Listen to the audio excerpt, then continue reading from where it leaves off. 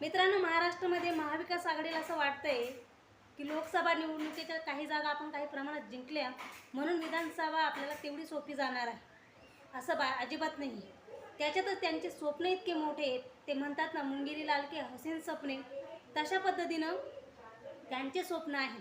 ते काय म्हणताय तुम्हाला मी सांगते. संजय राऊत ते रोजच काही काही बरतळत असतात आणि त्यांचं म्हणणं आहे की विधानसभेच्या निवडणुकीला एक मुख्यमंत्री पदाचा चेहरा जनतेसमोर द्यावा म्हणून. अहो, तुम्हाला एक गोष्ट सांगू इच्छिते, लोकसभा निवडणूक जेवढी तुमच्यासाठी सोपी होती तेवढी विधानसभा निवडणूक सोपी नाही.